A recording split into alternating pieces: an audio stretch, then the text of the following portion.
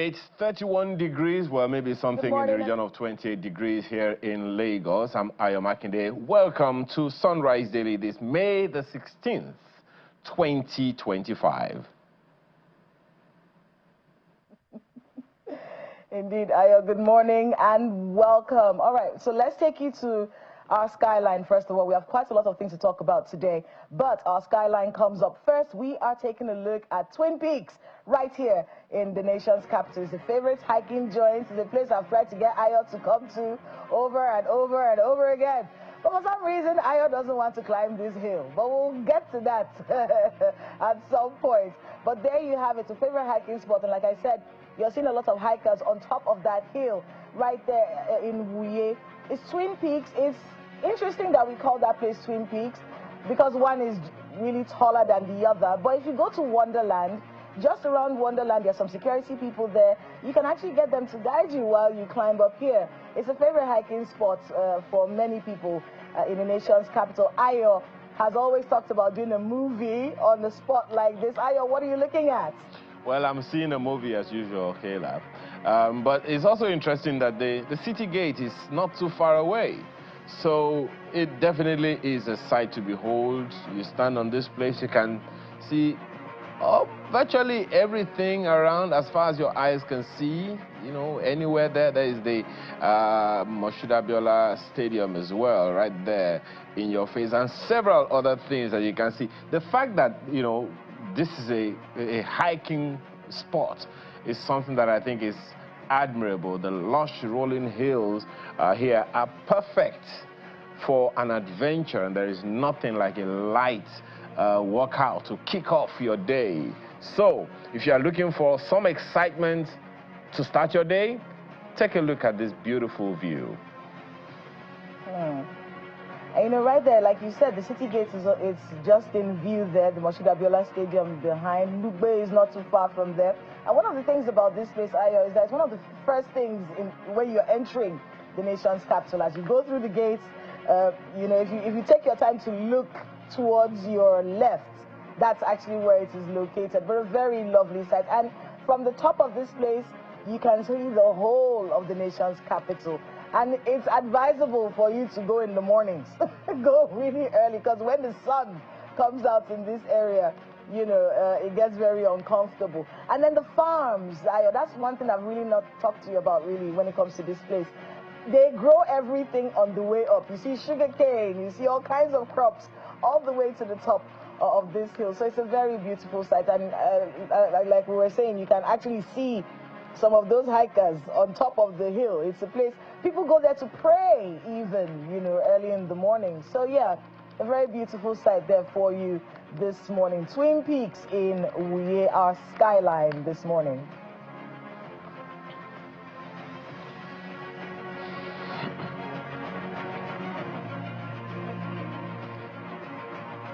A lovely way to start a Friday. All right, now we have quite a lot of things to talk about today and quite a lot of people to talk to in this 1 hour, so we'll try and get to it immediately. We'll kick off with party politics. Everyone has been talking about these defections that have made us raise a lot of questions.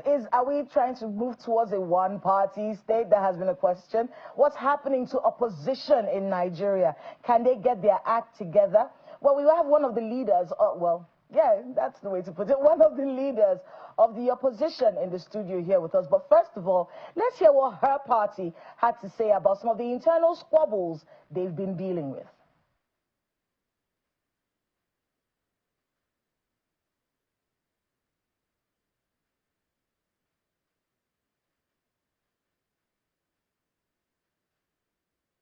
So we're trying to see if we can get that all the way in.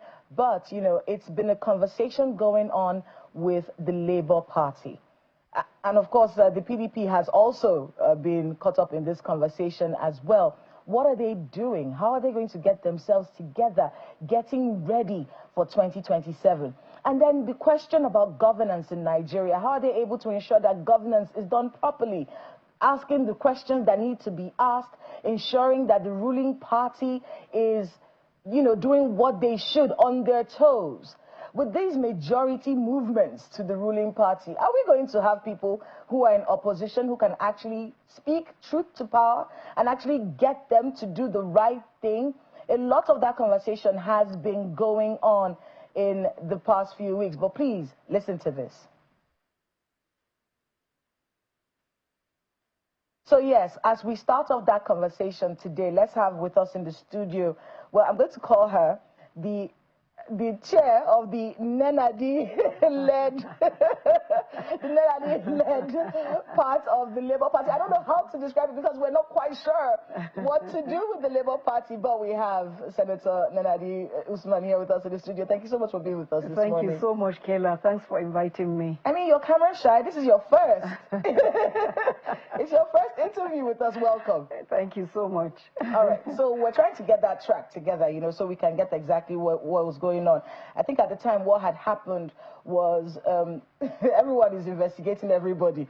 The Abure-led faction said they are investigating for misconduct. Your own faction said you're investigating him for misconduct.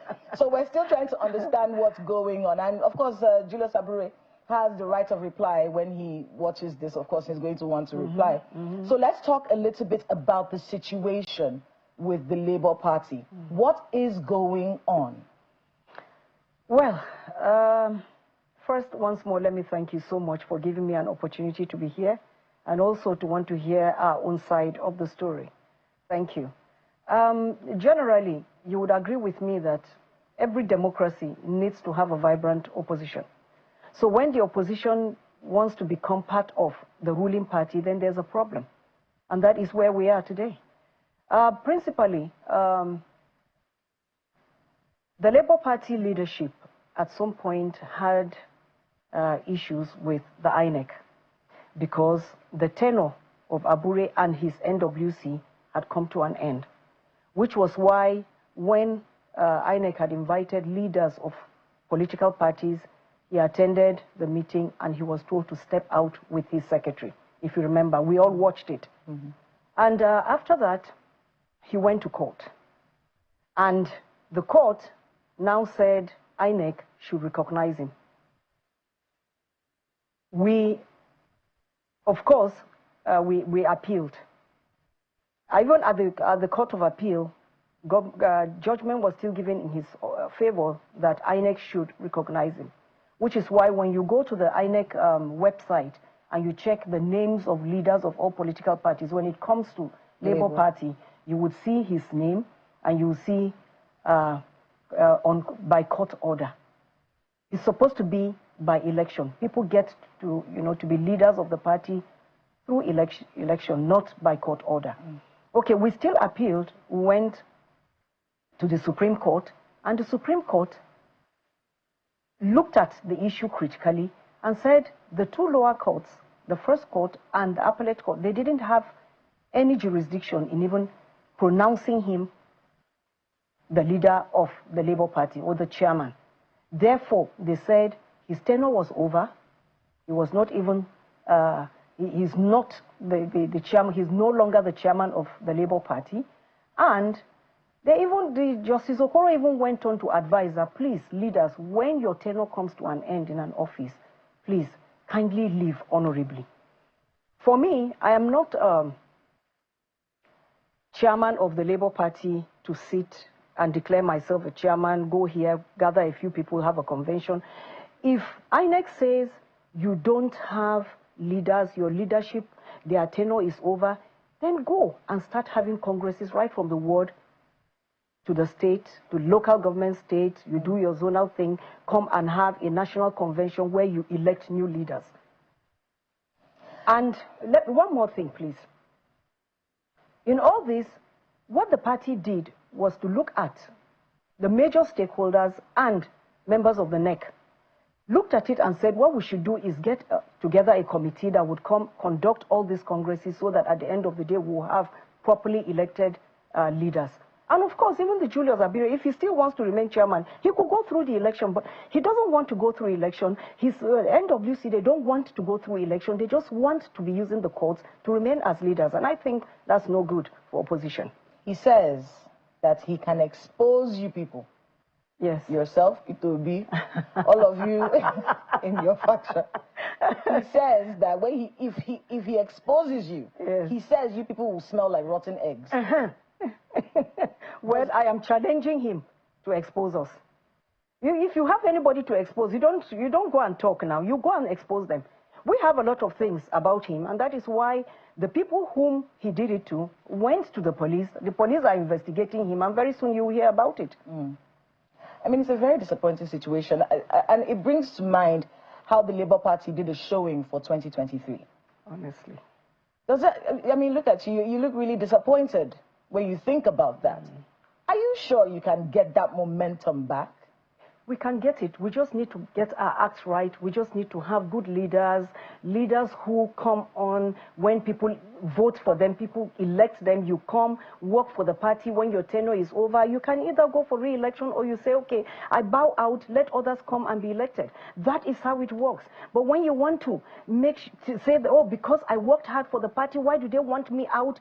Your tenure is over. Either go and seek re-election, or you just say, I'm bowing out and let younger people come and take over. But you can't say just because you worked hard. It's just like now, you say because you've worked hard for Channels TV, your contract is over, or you've reached age of retirement, then you say you cannot move an inch because you helped in developing the Channels TV, so you are not moving. I hope you are catching my drift. Things don't work like that. It does feel like since the 2023 elections, the Labour Party has spent so much time dealing with internal squabbles. Internal squabbles, one after the other. Now, actually, right, we're calling Julius up. There's a third person that's also claiming to be a leader of this party. Now, with all of that going on, how much work has gone into the actual job of opposition in your party? Would you say your party has been able to hold the ruling party to account in the 2 years that the Tinubu administration has been in office? No, my dear sister, no. The answer is no. First and foremost, if there is no vibrant opposition, if we are not looking at the policies of the government that are anti-people and criticizing them to get them to do the right thing, we are not just the Labour Party. Every Nigerian is going to suffer for it. So what we are saying is, please let us put our house in order. Let us have congresses. Let us have a national convention. Let us vote for leaders. Choose leaders that would come, speak truth to power, and make sure that the government of the day delivers on its promises. Like, let people enjoy dividends of democracy. But when you don't even put your house in order, how do you hold the government accountable?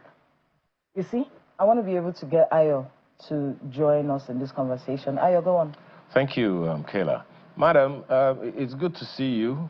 One of the accusations, maybe I should, rather allegations, I don't know which word to use for it, madam, is that according to the Abure-led faction, as far as they are concerned, you are not a member of the Labour Party. That you are not a card-carrying member of the Labour Party. Consequently, you shouldn't even be in the position where you are. I know that you're going to refute it, but where is all this coming from? Well, for some people, when confronted with bare facts, such as these people were, they try to fight dirty, they accuse people of all things. If I could pay for forms, for cards, membership cards, paid them. I paid Bazuagu of Inewi, Clement Ojukwu, then he was the National Organizing Secretary.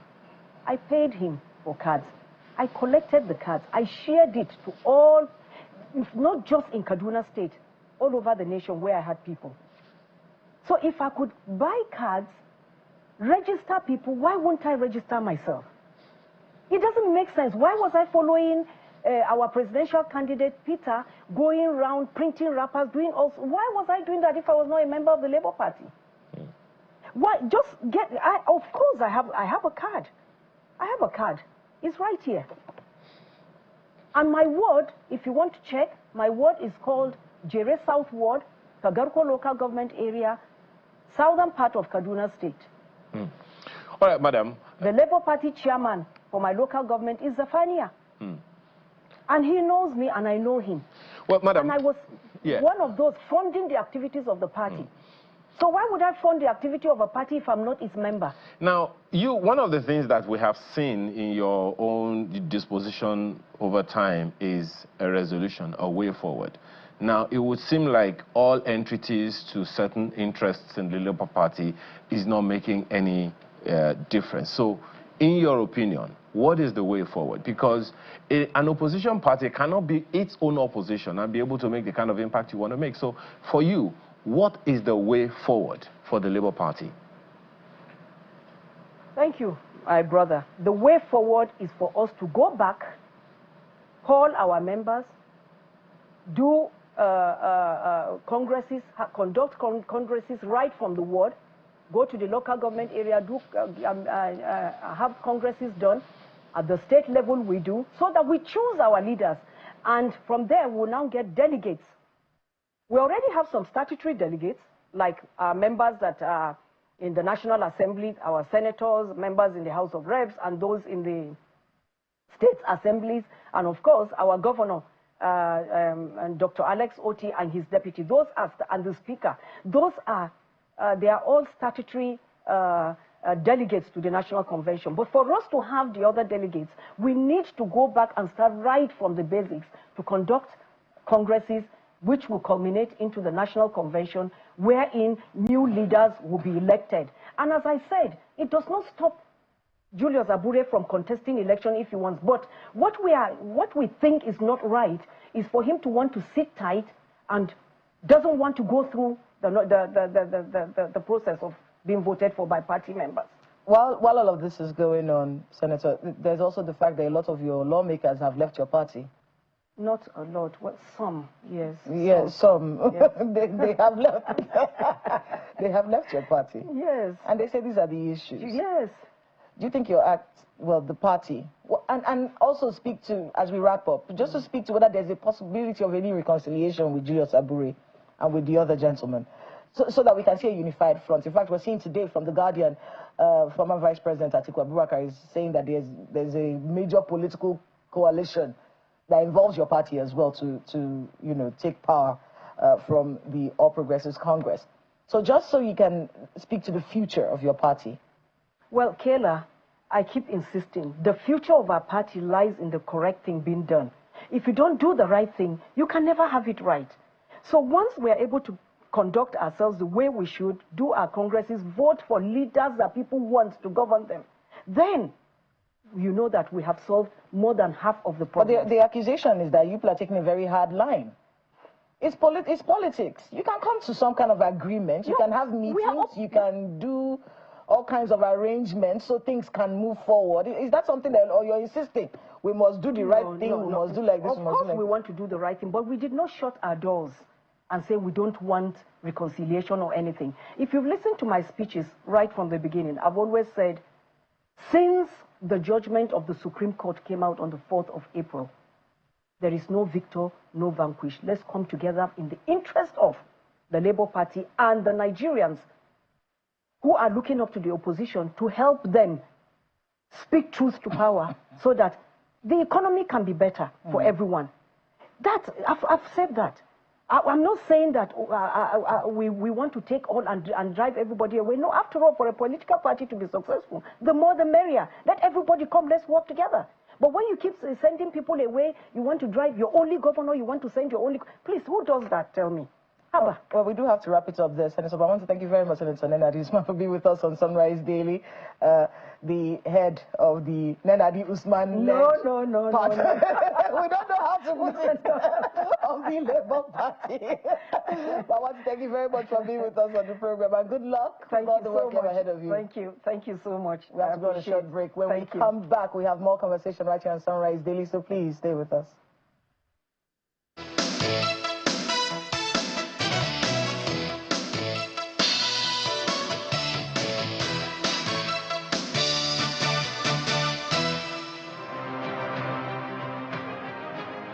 Welcome back to Sunrise Daily, and our conversation continues. We have with us Mr. Laolu Akonde, former presidential spokesperson, aide, and host of Channels Television's Inside Sources. Good to see you again. Good to see you as well. You saw an interview with Senator Nenadi, And of course, the conversation about opposition, with everything that has been going on. I mean, I know you've worked with her before, during the Brouhaha administration, but it's also brought the question about how we are handling our political parties and the viability of opposition in Nigeria. With all this drama, whether it is from the PDP, whether it is the Labour Party, how are we handling opposition? Recently, we saw a story where Professor Patu Tomi had said something about some shadow government, and then at least allegedly, and then the DSS are saying, no, that is against the law. They are going to have to bring down the stake on him for doing that. But, you know, it's a very important question about opposition and these gales of defections, the impacts that has on the democratic process in a country like Nigeria. Yeah, I mean, I think the credits that we can't deny Professor Pat Utomi is that he does understand that there's a serious vacuum, even in terms of contesting ideas with the current administration. You know, something that the opposition, whether it's PDP or LP, has completely, you know, lost. You know, I mean, they couldn't fix that thing. So I think, you know, Utomi is saying that, look, let's fill this gap, you know, and he calls it shadow government, whatever that is, you know. Is it against the law? Well, you know, I wouldn't be able to say that, you know. I'll let the lawyers do that determination, but I think it's an expression of an idea. We don't know who the government is, you know. It says it's shadow government. It says it's not to bring down any government. It's just to provide ideas, specific ideas and alternatives. You know, so if you look at what he's trying to do and you remove the government, it seems to be somebody who understands, you know, that we have to contest ideas, even with the ruling party, which is not existing. But beyond that, is not, I don't see it as a very viable, you know, thing that is going to happen. You know, I think Utomi is just trying to say that, look, this space is empty. You know, we can't leave this in a vacuum. That's what I see. So I would advise the SSS people not to bother themselves too much. There are more important things for DSS to deal with. Please, you know, let's do that. Just deal with Tommy. Tommy is just having fun. Let's talk about these defections. Do they worry you? With the APC, are they there yet? Because the number keeps increasing daily. Well, if they get that majority in the National Assembly, which you know, many people say it's not really a problem.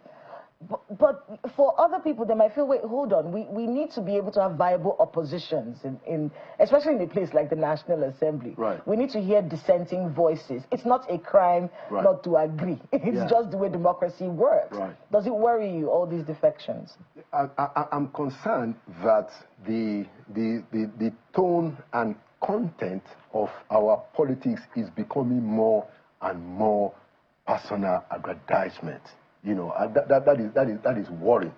Look, I mean, nobody is saying that there shouldn't be some place for personal, you know, issues and people trying to take care of themselves, you know, to a reasonable extent. But the overriding interest must and always has to be about public interest. Now, so the way and manner that you are seeing this defection is just a troubling reflection of how low Nigerian politics has become. And I always say this, and I'll say it again. The guy that they are going to meet, you know, the president, the man stood in opposition from 1999, specifically even 2003, after all the other the states in his party lost to the Obasanjo hurricane of that election in 2003. And he stood in one place, you know, all the way for like 12 years until his party got to the center. You know, so I'm wondering, he had the those money. guys, don't they, well, you know, he had the money to stay in one place. There's nothing that he has in terms of material capacity that they lack. We're talking about Delta State, for instance. You know, I mean, there's a lot of money in Delta State, you know, so I'm thinking, don't they look at him, you know, don't they get some lessons, you know? So, and that's why I think that it is just the overriding overly personalization of Nigerian politics. I spoke to a politician that defected not too long ago, and he said politics is about survival, killer. And it shouldn't be. Politics and governance ought to be about the transformation of people. The reason why all of us say that, look, let's have a government, is to provide for us, to secure our welfare, you know, to do things for us that individually doing it might not be possible or might create chaos and disorderliness. So it's not about survivor. It shouldn't be about, yes, there's a bit of survivor in it because you have opposition, people who are trying to take you out. But the moment you get into office, you're supposed to start governance and begin to do some things that will make the people want to keep you in that position. The way they're going, look, all these opposition people moving all over the place, they don't reflect what is happening on the ground. So it's like Nigerian political elites, they're on this side, and the Nigerian people, they're on the other side. You know, and it also tells you that they don't really believe that power comes from the people. No, because they know how to manipulate these things. Speaking of the Nigerian people, UTME, we saw...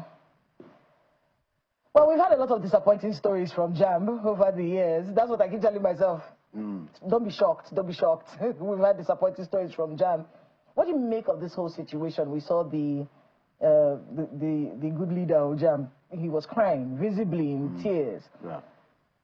Some people are moved by tears. I'm not, because it's Nigerian. It's the Nigerian child, and it feels like in many ways we failed them.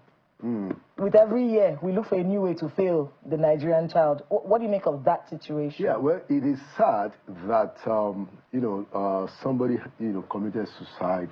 And, someone killed herself. Yeah, and the kind of mental torture that the students will have to deal with and all of that, you know. But I don't think that altogether this is a bad development for two reasons. Number one, if you look at what Oloyede has been able to do in JAMB, he has done a lot of cleaning up the place, and he's fighting a battle around examination malpractices, a lot of cheating going on, you know, with having very troubling circumstances and situations where parents are paying, you know, for people to sit for their wards. You know, it's become a pandemic, and Oloyede is moving against that. And so we have to be careful not to let the people that are on the receiving end of that important reform, we have to be careful not to let them use this occasion to push back against somebody like Oloyede, or even the education minister, who is clearly, you know, also reform-minded. So my take is that we have to be, look, Oloyede has come out to say that, hey, this is an embarrassment, I take responsibility. Not many people will behave that way. So we need to encourage him to continue to reform JAMB, and we need to encourage the minister, look, let us bring the same kind of reform in other education sectors, NECO and WAEC, so that we can have more accountability, so that we can be sure that this idea of cheating, which has become a serious pandemic, is sorted out. All right, let's move to Ayo in Lagos. He has a few questions for you as well. Ayo. Issue, well, definitely commendable, the things that have been said about, you know, the response of JAMB to that glitch. But then the follow-up, which is the rescheduling, is also causing some furore, so to speak. A concerned parent is at a crossroad right now, as JAMB, you know, probably didn't fully consider the current exams also ongoing for some secondary school students who wrote the JAMB before and now have to rewrite it again. It's quite a dilemma, wouldn't you say?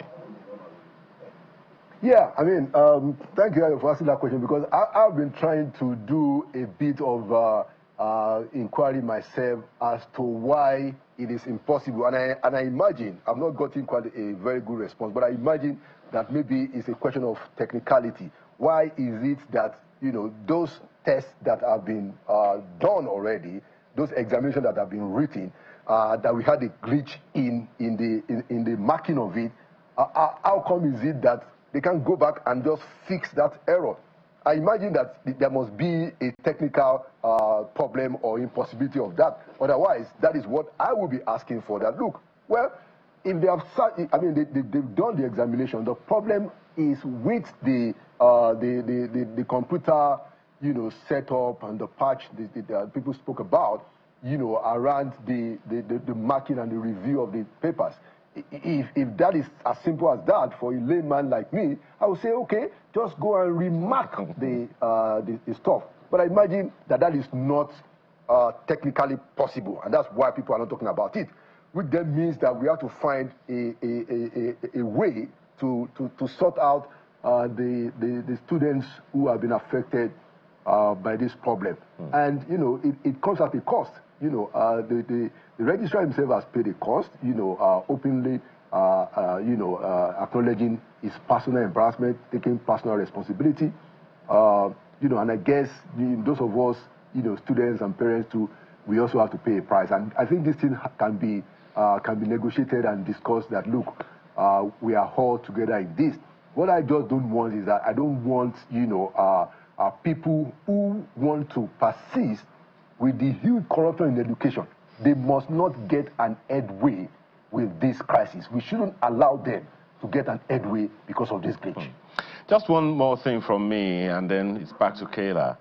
This administration will be 2 years in a matter of days, less than, well, maybe a little over 10 days from now. Of course, naturally, feedback is going to start coming in, and then there's been some positioning from multilateral organizations abroad and within the country. How do you see Nigerians accepting this whole thing? Well, you know, by accepting, what do you mean? Accepting what? Assessment. Our assessment. Oh, assessment. Yes, yes. Oh, okay. I thought you said accepting. Oh, well, you know, it's there are quite a lot of things that hasn't happened that many of us expect and the Nigerian people expect in terms of the conditions of living, you know, inflation. You know, people have, you know, not enough money. Even the workers that got that 70,000 naira, you know, it doesn't seem to add up. You know, we are still dealing with insecurity. So we are still dealing with the major problems of the day. And so I expect that this administration we take a very, very keen look at what has happened in 2 years and make some very dramatic changes and around especially the issue of insecurity and some of the economic pains in the land. Look, what has happened with the social investment program, for instance? You know, what are we doing about poverty? I haven't seen a lot. There's a new minister that got there in August.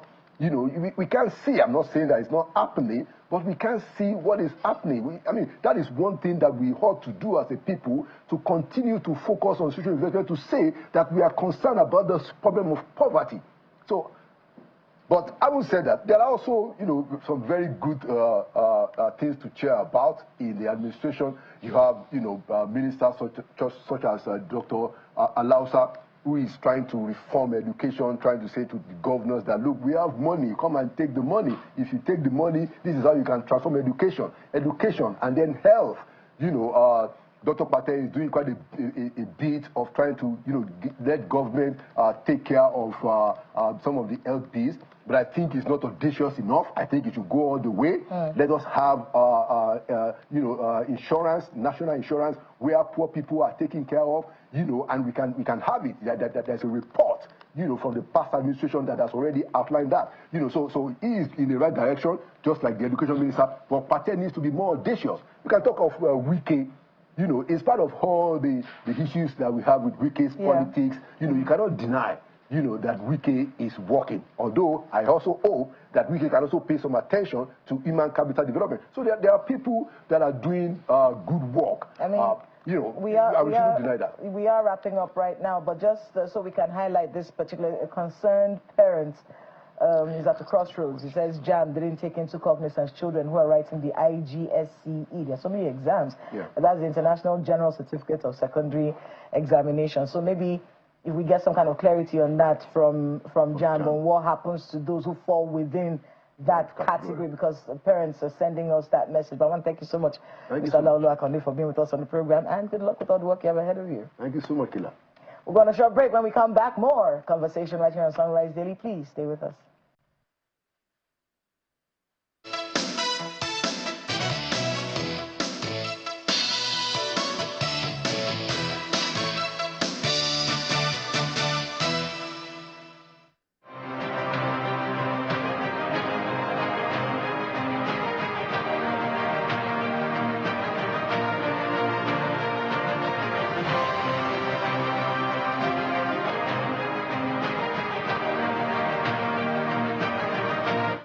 It's one of those Fridays where we have a lot of things to talk about. And one of those topics today will be the future of women in politics.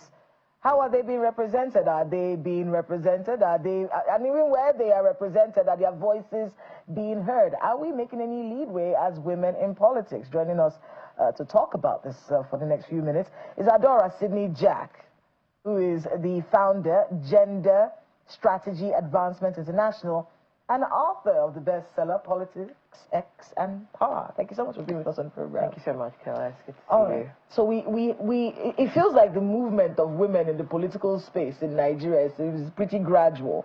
But there are some wins that are being made. But those wins, are they opening more doors for us to make more impact, especially when it comes to politics in Nigeria? Thank you so much, and thank you for having me. I think that the conversation on gender equality and women's representation lies at the heart of our constitutional democracy. And when we're talking about constitutional democracy, we're talking about equal rights. And when you think equal rights, that brings me to answering your question. How far are those rights equal, especially in the representation of women's voices? Let's start from the legislature. Nigeria ranks about 180 out of 185 in the Inter-Parliamentary Union statistics for a country that its president chairs ECOWAS, or a country that is considered the largest African country. I think that is a little tragic. And I say this because when you're thinking about wins, I consider wins when women's voices are part and parcel of policy, part and parcel of political decisions, and they are also seated at a table where legislative advice is given, and we don't have that in the legislature. I'm going to play devil's advocate on that particular point. Yeah. Whose fault is it? Now, was there anything that stopped women from running for office? Are there rules that stopped women from running for office? Now, it's not about rules, Kayla. It's about, one, the kind of patriarchal politics we've practiced for decades. And I'll give you an example. Countries who are urging closer to closing the gap. I mean, people talk about Rwanda. Rwanda is far. Let's talk about Andorra. Let's talk about countries like Namibia, Angola, even countries like Sri Lanka and Sierra Leone are urging closer. Why? Because there is a constitutional engagement on reviewing how women get into the political space by offering environments, ecosystems that are enabled by quota, and also looking at ranking. Nigeria stands a chance in its history to be able to open the doors for more women's voices to be heard. Considering at this time in history, the National Assembly is about to go into public hearing on the special seats, which advances the numbers of women for 74 seats in the legislature, at the Senate and at the House of Assembly and also at the House of Rep. However, if we do not take an intentional step to be able to look at how do we get women in the room, we're talking about 4 cycles of election, which is about 16 years of temporary measures, getting women in the legislature, having their voices heard, and then watch the numbers improve. Kila, I ran elections in 2019, and I'm talking from experience, from a system where there was heightened misogyny, a system where even within the political party, you had to prove twice as hard to be able to consistently show up, to say that you can run where the men are running, even with men who had a level of mediocrity beyond understanding. So, and you know, with all due respect to our male folks, you know, it's always been a generics of the boys' club for so long. And so we're saying, let's look at participation, let's look at inclusion from a quatrain eye, where we can enable young women, women with disability, and women and those who have capacity to be in this space. I believe that, you know, if we don't do something deliberate, Killer, we might have this 360 degrees conversation of are women not coming out, are they not joining political parties? But what's important is the political will. And that political will can only be enabled if we have legislation backing it. So the conversation around this quota, yes, I know it does come with its own little drama. Absolutely. So a lot of people, when they think about the concept of special seats, they who, why? What of the men that were occupying those seats before? Where are they, chopped liver? Are you going to send them away? You know. So the conversation around special seats and the reason why we look at countries like Rwanda and other parts, and we don't understand, we don't realize that what happened was at some point they decided to put a quota. They decided to put a quota and say, okay, so women occupy so and so percentage of these elective positions. So what happened was that women were the only people running for those seats. And then it grew into. So when you go to Rwanda and you see women everywhere, running everything, you think they just loved women. No, at some point they had to take steps. They had to take that step. But talk to us about some of the hitches being faced with the special seats conversation in Nigeria. Okay, so let me do a backgrounding first of what the special seat is for those who are watching, and I'll take it by metrics. First of all, it is a bill that proposes alterations to the Constitution for sections 48 and 49 to provide one special seat reserved exclusively for women. And of course, that is in the Senate and in the House of Representatives. And then an alteration of section 91 to provide for 3 special seats for women exclusively at the Houses of Assembly. And this represents, of course, spreads across the 3 senatorial districts. And then we're talking about amendments to section 71 and 77 and 117 of the section, which now talks about establishing, this is just what you said, special constituencies reserved exclusively for women, and ensuring that direct election into and participation into legislative processes are reserved for women at both the federal and at the state level. So that is just sort of like, you know, an abridged interpretation of the special seat bill. However, in terms of whether there will be challenges or whether there will be pitfalls, that's why we are having conversations. And remember that there was the 5 gender bills in the 2022 where women, you know, marched, you know, in their numbers to the National Assembly demanding for 5 gender bills, which included, you know, extra seat bill of 111, you know, appointive seats position, and, you know, indigenship rights, citizenship rights, and etc. However, we saw that bill thrown out. Those bills were thrown out, even in the glare of the first ladies and women within the institution. And the conversation was go back and rethink the strategy. Go back and rethink the process and see whether we can talk about having the seats first and using the inclusion and voices of women coming to the legislature to begin to amplify other areas of demand. There will be cultural conversations around this. There will be traditional conversations around this. In fact, there will be religious interpretations for some around this. And of course, the ego conversation by the men's club around this. But is it about fairness? Is it about justice? Is it about inclusion? And in total, is it about democracy? The answer is yes, because you cannot have half of your population with votability, like I like to say, able to vote and unable to be voted for because they do not have the numbers sitting at the table. And I think this is where the conversation is. And I'm hoping that when people think of special seats, it's not just special seats for women, it's special seats for justice, special seats for inclusion, special seats for a whole-rounded democracy, for not just us, Kila, sitting here, but for the next generation of girls who will inherit all of those processes. And for me, that's where my heart is. Before we wrap up, when you're taking a look at our landscape, our political landscape, and how women are being represented, and then the issues surrounding the women who are in that political landscape at this time, what kind of message do you think the Nigerian political landscape is sending to young girls who may want to join that political landscape at some point in their lives? I think they have an opportunity to redo the strategy, to redo the thinking. You would say that history sets the pace for you to reinterpret what the future would bring. And I think that's what young people should do, to look at what to do differently and how not to do it given the opportunity. And for those who are leading and in those spaces, I think it's also a good time to have introspection, to understand that when you are in the public office representing Nigerians, you're not just representing Nigerians alone in Nigeria, you are also a global brand. And how does that demarcate us? That's the questions that they need to answer. But going forward, young people should not be discouraged.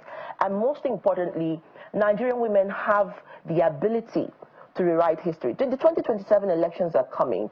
Kayla, I didn't see a woman at the Anambra, you know, elections are coming. I haven't seen a woman, you know, throw up, you know, her heart to say she's in the ring.